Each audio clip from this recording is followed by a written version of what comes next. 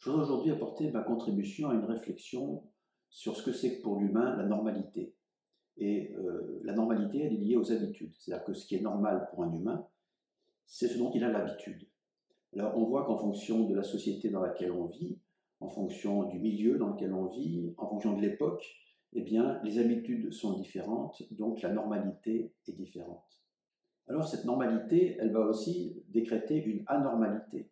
Et donc, ce qui n'est pas dans nos habitudes, ben, nous le jugeons anormal, et nous avons souvent un regard critique, un regard suspicieux, et même quelquefois on combat, voire même violemment, cette autre façon de penser, cette autre façon de voir les choses. On voit donc qu'il va falloir peut-être trouver d'autres critères que simplement nos attitudes pour déterminer ce qui est normal ou pas normal, puisqu'en fonction des époques, en fonction des sociétés, les choses sont très différentes. Alors, il y a peut-être derrière cette normalité une question d'éthique, une question de relations humaines, une question d'épanouissement de soi et des autres. Si on regarde dans le passé, quelles étaient les habitudes, donc la normalité, qui ont disparu aujourd'hui, eh bien, il y a plein de cas de figure, plein d'exemples. Un de ces exemples, c'est tout bêtement la foi. C'est-à-dire qu'il y a 40, 50 ans, bien l'habitude c'était d'avoir de la foi en Dieu, d'aller à l'église ou au culte, etc., dans une certaine société tout au moins, et ceux qui étaient un peu en marge, eh bien ils étaient mal vus. De nos jours, c'est l'inverse, c'est-à-dire que l'habitude c'est de ne pas y aller, et donc quand on dit je vais aller à la messe ou je vais aller au culte, eh bien on passe un peu pour particulier. Donc on voit bien qu'en fonction de l'habitude, eh bien il y a quelque chose qui est plus ou moins admis dans des comportements humains d'aujourd'hui, contrairement à ce qu'ils étaient hier. Il y a aussi un autre point de vue plus douloureux, c'est celui de la façon dont les femmes étaient considérées, depuis très longtemps d'ailleurs, presque 2000 ans. La femme était considérée comme inférieure à l'homme, elle était perçue comme inférieure à l'homme, et donc traitée comme telle pendant des générations, et c'était l'habitude, c'était normal.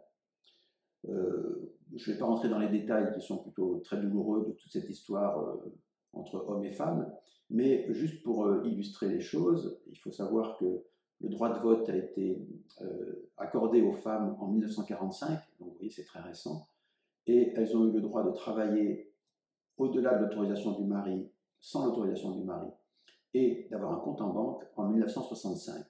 C'est dire que jusque-là, elles étaient vraiment considérées comme sous dépendance. Il y a aussi un troisième élément qui est intéressant à considérer, qui est en train d'évoluer. Celui-là, c'est la façon dont nous considérons l'argent. L'argent, on a une grande attention au sien pour l'instant. C'est assez classique de faire attention à son propre argent. On fait assez peu attention à celui des autres. C'est très habituel. Je vais donner un exemple pour faire sentir ça. C'est que quand on va au restaurant et que le patron se trompe dans l'addition, et nous fait payer un peu plus, on va lui faire remarquer que non, il n'a pas servi le dessert parce qu'il y a eu une erreur et qu'il faut qu'il nous diminue l'addition. Par contre, s'il a oublié une bouteille de vin qui nous a servi, on va se réjouir de ne pas payer cette bouteille de vin, et c'est excessivement rare d'aller voir le patron en disant « Monsieur, je vous dois quelques dizaines d'euros de plus parce que vous avez oublié le vin ». Donc quand on raconte l'histoire, on voit bien qu'on n'est pas très à l'aise avec cette façon de faire, mais qu'elle est finalement assez classique, et qu'elle manifeste une habitude qui est en train de se perdre, qui est en train d'évoluer, mais qui était une habitude de protéger son propre argent et de tenir assez peu compte de celui des autres. Si on regarde des habitudes présentes que nous avons tous, et qui pourtant devraient nous interpeller et peut-être vont évoluer au fil du temps et même devenir une façon inhabituelle de faire les choses, c'est par exemple le couple. Le couple, on se lance dans l'aventure du couple sans trop savoir ce qui nous attend, parce que c'est comme ça, l'habitude est de faire comme ça. On n'a pas l'habitude encore de se poser la question de quelles sont les étapes du couple, quelle est la maturité il faut, etc., pour peut-être arriver un peu plus mûr. Il en est de même pour le désir d'enfant, c'est-à-dire qu'on a envie d'un enfant et on fait un enfant sans trop s'occuper de qu'est-ce que ça veut dire être parent, quelles vont être aussi les étapes, les difficultés, donc sans être vraiment préparé. Et le biologiste qui est mort il y a quelque temps, Jean-Marie Pelt, disait que justement cette chose l'étonnait beaucoup chez les humains, c'est qu'ils se lançaient dans l'aventure du couple sans trop savoir ce qu'ils attendaient, et dans l'aventure de la grossesse et de l'enfant sans trop savoir ce qu'ils attendaient.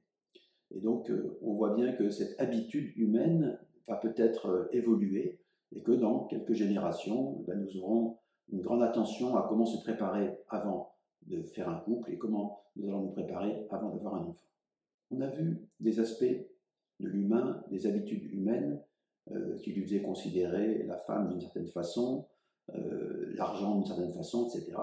Mais il y a des habitudes intérieures, des habitudes personnelles, et celles-là aussi, elles sont préjudiciables, pour certaines en tout cas, à notre épanouissement. Et ces habitudes, c'est celles qui font que nous sommes habitués à souffrir. Nous sommes habitués à la souffrance dans nos couples, dans la société, dans la vie professionnelle. Je crois qu'une des nouveautés, ça pourrait être qu'au lieu de s'habituer à nos douleurs, on essaie de traiter nos douleurs pour aller vers une vie de plus en plus passionnante, de plus en plus forte et de plus en plus épanouissante pour nous et pour ceux qui nous entourent. Autrement dit, faisons confiance aux bonnes habitudes, celles qui nous simplifient la vie, et ne faisons pas confiance à celles qui nous empoisonnent la vie, s'il faut dépasser un certain nombre d'habitudes pour trouver le nouveau. Et le nouveau, il est toujours ce qui va permettre de trouver une solution aux problèmes actuels, soit de nos douleurs personnelles, soit des douleurs sociales, soit des douleurs familiales, etc. Donc, combattons nos mauvaises habitudes